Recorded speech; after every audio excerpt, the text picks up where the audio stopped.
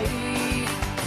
Your job's a joke, you broke, your love life's the away. It's like you're always stuck in second gear, when it hasn't been your day, your week, your month, or even your year. But I'll be there for you when the rain starts to fall. I'll be there for you when the feeling goes. I'll be there for you 'cause you're there for me too.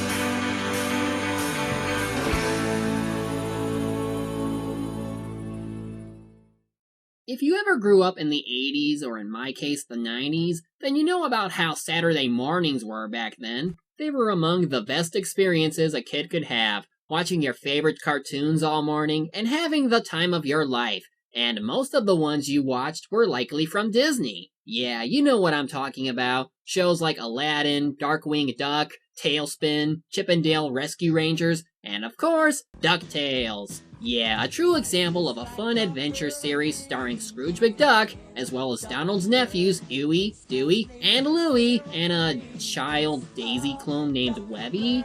But anyway, seeing clips of this show makes me wish I had watched it back then, which means, yeah, I never saw the TV series. But not to worry, I did watch the movie a lot. Yeah, DuckTales the movie, Treasure of the Lost Lamp. I don't recall watching the TV series, but I definitely remember seeing this movie a lot. So this will be a stroll down memory lane for those fans of the show. And if you've never seen the movie, or DuckTales period, prepare yourself for a good time. We open up with a nice view of some canyons.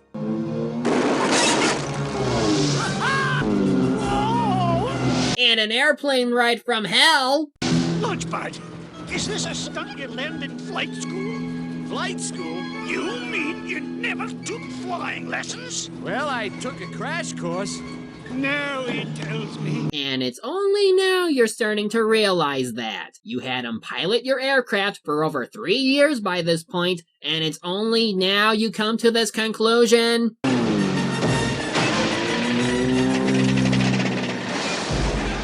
Please remain seated until the plane has come to a complete stop.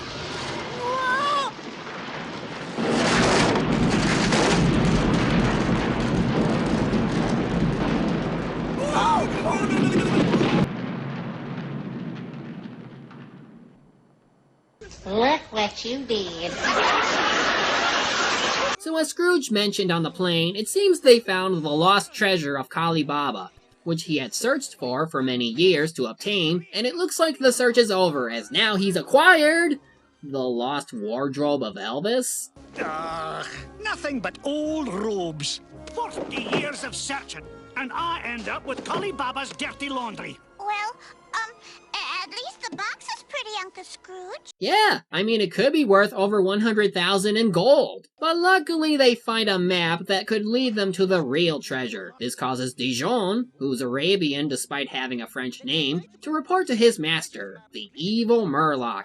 And good lord, guess who he's voiced by? At last, after all these centuries, the lamp will be mine again! Christopher Lloyd! Yay! He has the power to shapeshift using his talisman. Freaking cool. At any rate, Dijon plays guide for Scrooge as they cross the deadly hot desert. Launchpad, can't you even ride a camel without crashing it? It looks like a pint-sized pyramid. Whack-a-rooney. It's bigger than it looks. Start digging. Typical action for them in movies. But anyway, with just him and the nephews, they somehow dig up an entire pyramid from the ground. Still, after unlocking the front door, they head inside for their amazing exploration. See a mummy? That reminds me, my mummy's expecting me. It's time for my nap. Careful. Stay close, Webby. No telling what kind of dangers we may find. And speaking of which, let's see how many times the kids get into danger from now on because of Scrooge having them there.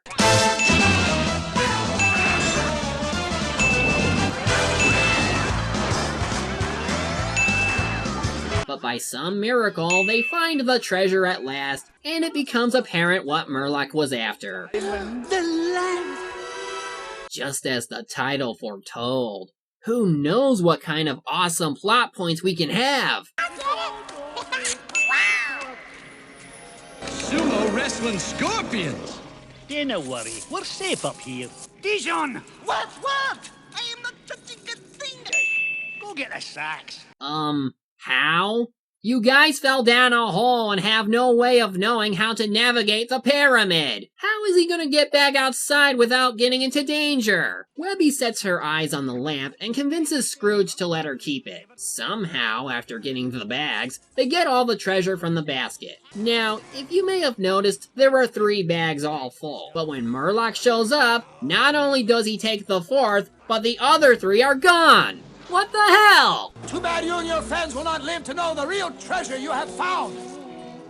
Farewell! Well, if there's one good thing about having the kids here is having extra cutting tools. But anyway, they use the basket as like a turtle shell, and eventually they escape towards an underground river, where they end up just outside of either an ancient ruin or a populated city. But now Scrooge is sad because he has no treasure to show for his effort. You can have this back if it'll make you feel better. That's all right, dear. It took me 40 years to find that treasure, and I plan to get it back, even if it takes another 40. Well, on the plus side, at least you let Webby keep the only treasure piece you did find, so you're not purely greedy after all. But a nice uncle. Murlock, of course, is unable to find the lamp and thinks that Scrooge took it as well as used it to escape their fate. And you will help me get it back, or their sting will seem like a tickle compared with mine. Ooh, are you gonna turn into a dragon like you did in Legend of Illusion starring Mickey Mouse? 'Cause that would be awesome. So 2 days later, everyone is back at Duckburg, where Scrooge is having trouble dealing with the fact that people expect him to comment on the Kali Baba treasure. Also say hi to your June Foray cameo for the movie. So now comes the moment we all been waiting for. The summoning of Genie. Oh, I wonder who will voice him. Maybe Robin Williams? Rock-a-rooney.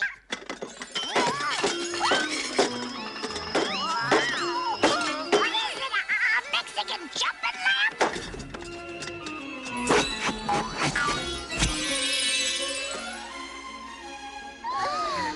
Wonder of wonders! Oh, I'm free at last! Shabooey! No, it's Rip Taylor. Wait a second, wasn't he in... Great wobbling wattles! You are the lucky guest of Captain Kitty, king of the county fair. Just don't sing. Mind if I look around?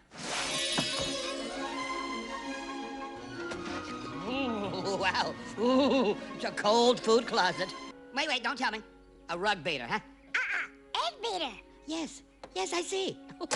Back, you foul eggs, back, I say. Well, at least he's more aware of the fact that this isn't his normal time period, unlike the genie from Aladdin, but anyway, he does catch up on most of what we would know as far as 1990 is concerned, and the kids start to ask if he can grant them wishes just as every genie does.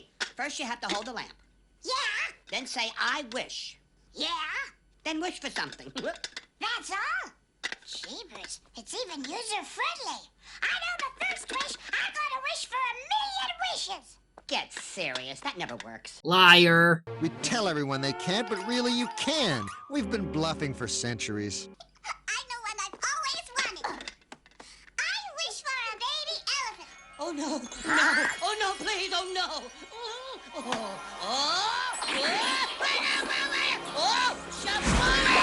Okay, so apparently she has no idea what it means to hide stuff from people. Of course, Louie does make a good point. One look at that elephant and Uncle Scrooge will want to know what's up.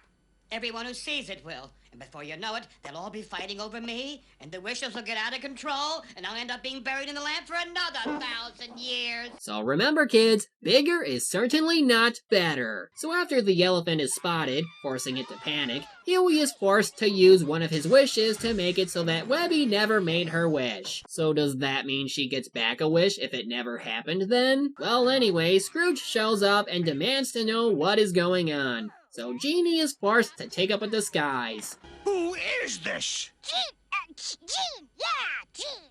You're new around here? Yeah, kinda. I pop up every now and then. He just came over to visit. for the night. Why does he have huge eyebrows and a voice of a comedian? All right, but stay out of trouble. I'm in no mood for mischief.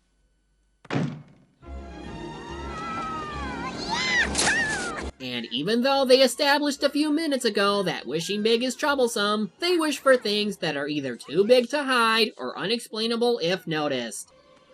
Ice cream sundae, come on down!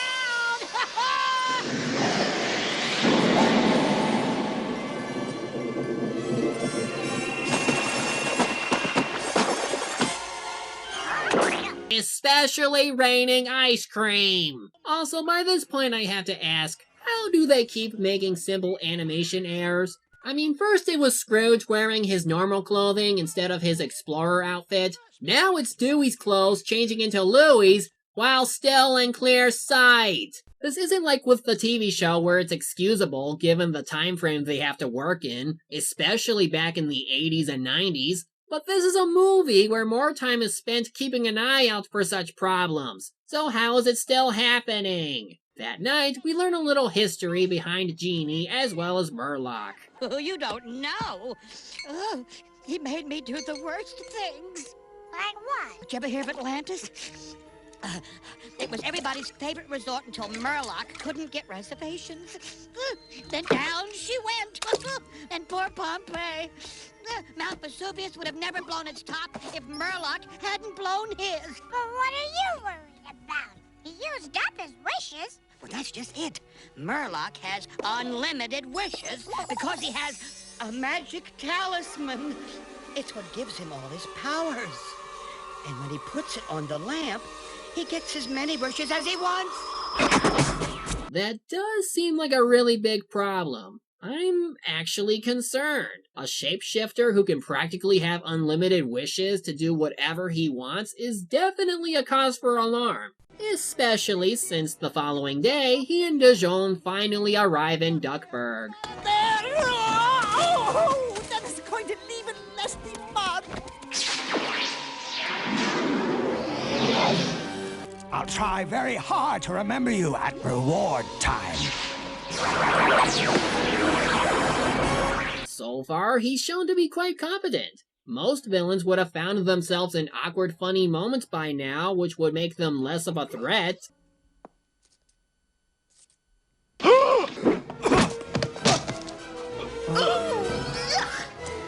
hate rats!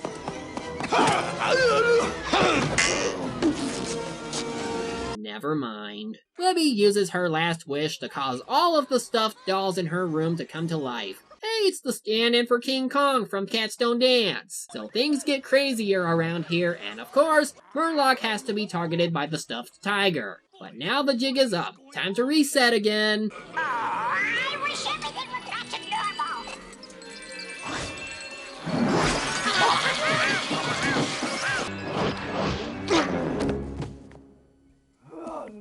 Blow me bagpipes!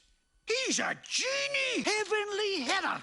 The genie in the magic lamp! So, how come you never recognized it when you first saw it? Especially if you know so much about Kali Baba. I just find it weird how it's now he remembers there being a genie in the lamp. Naturally, he goes into greedy mode, thinking of all the wealth he could have, and not only is he able to get the treasure he lost back, but now he thinks of Genie as nothing more than a tool.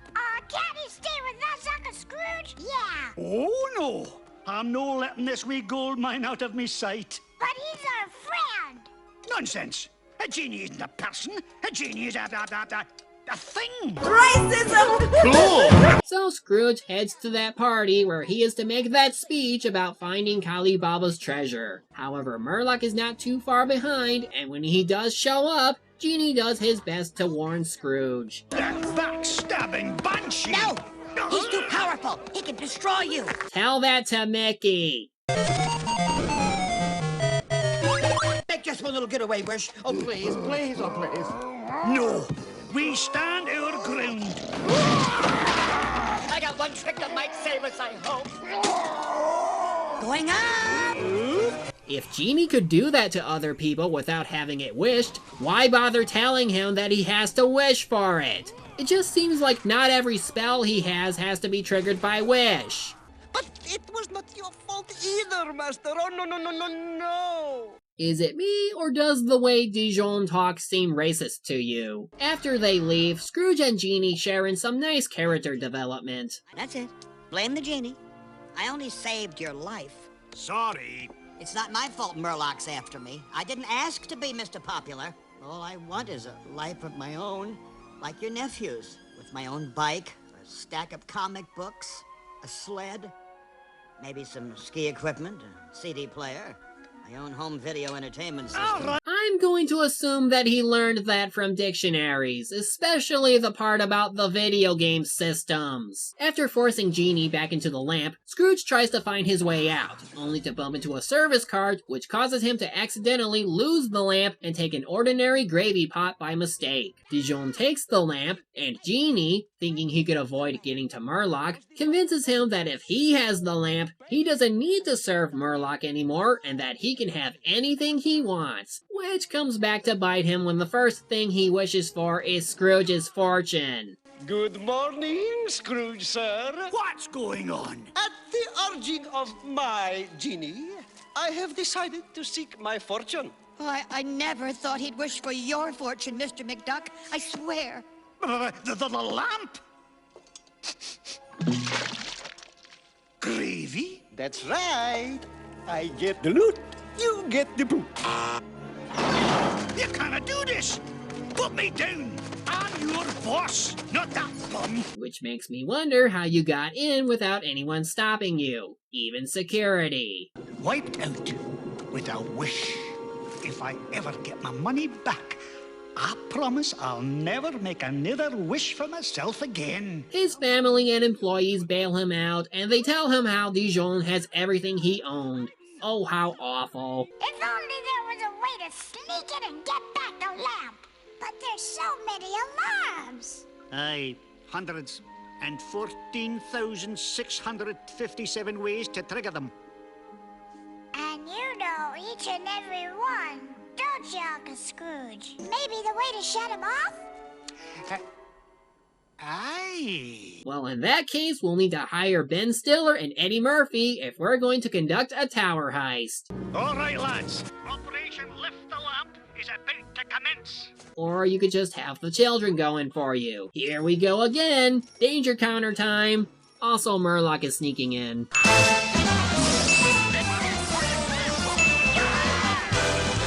I was burned today! So with the security system off, Scrooge goes down the elevator shaft while Murlock tries to use the elevator. That only seems to have one button. What? Also, why not just turn back to normal for this? No one's looking.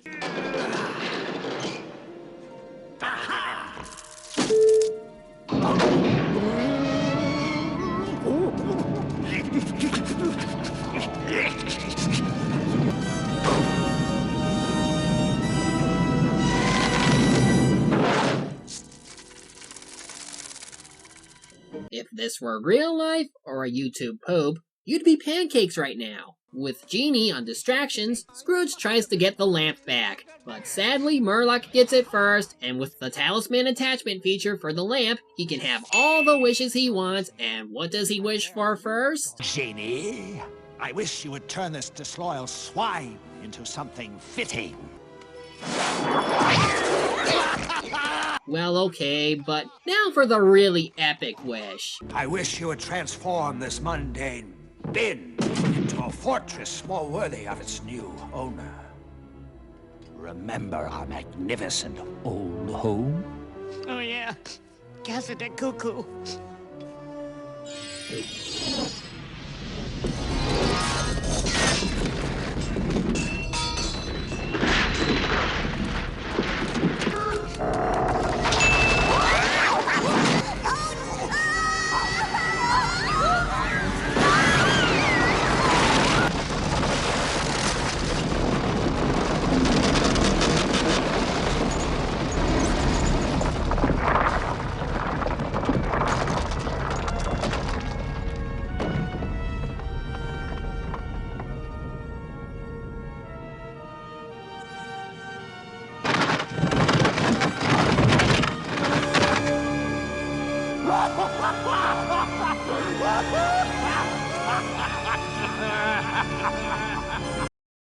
freaking epic. Now that is what you call a dark castle. I mean, look at this. It's all twisted and covered with spikes. And it's all black with red cracks all over. Probably the coolest thing by far in this movie. Even better, he wishes it to be a floating castle. Now we have Dark Castle in the sky. All it needs are flying robots and you're set. Maniac! Return the bin before I stuff that lump down your throat! Bad move. I wish you would cast him out of my house. No, no. Do it! I have no choice. I understand.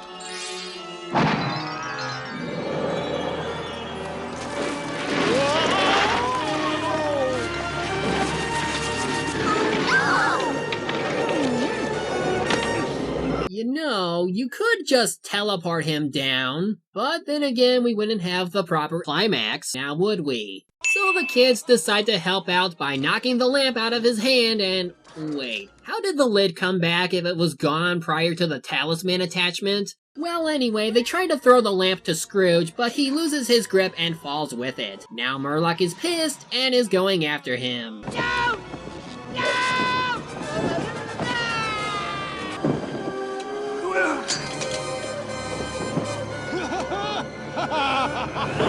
This is pretty intense. Only in a movie can you see DuckTales at this intensity. My talisman!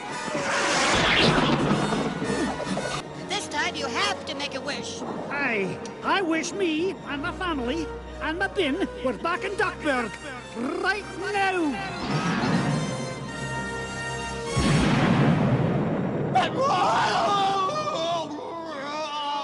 Congratulations, you just killed an old person. Aren't you proud of yourself? So everything is back in place, and Scrooge is deciding on what to do with the lamp. Well, he does the one sensible thing that only comes from the small kind spot in his heart. I wish the genie would turn into a real boy.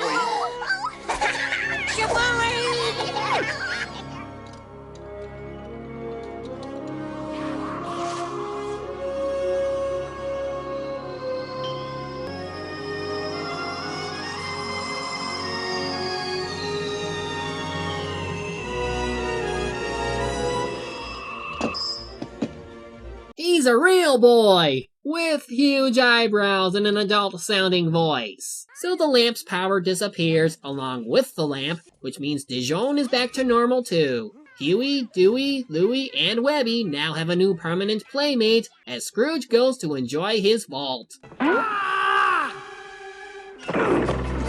You! Scrooge, sir! Oh, good golly, what a time we have been having. Yes, I was just now leaving. Goodbye.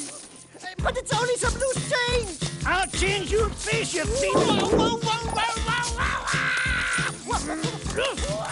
Somebody, stop those pants! Life is like About time you played that theme song. A little late though, don't you think? Well, that's DuckTales the movie, and without having seen the TV show that much, this is still an awesome movie. It's good old Saturday morning cartoon goodness turned into a movie, which allows for slightly darker moments and scenes that are too intense for normal view, as well as a storyline that can flow well within an hour and a half, and with good pacing. The humor is enjoyable, and the characters are very fun to watch. Again, the animation tends to suffer from the occasional flub that you would normally see on TV. It still looks nice for 1990. Really, this movie is proof that with the right team and the right effort, you can pull off making a movie adaptation to a TV series and make it appealing for a large audience. Especially when it keeps to the spirit of what made Saturday mornings enjoyable, back when cartoons were like that. I'm the Media Hunter. Media's my prey, and reviewing it my way. life is like a hurricane here in Duckburg. Race cars, lasers, aeroplanes. It's a duck blur. Might solve a mystery.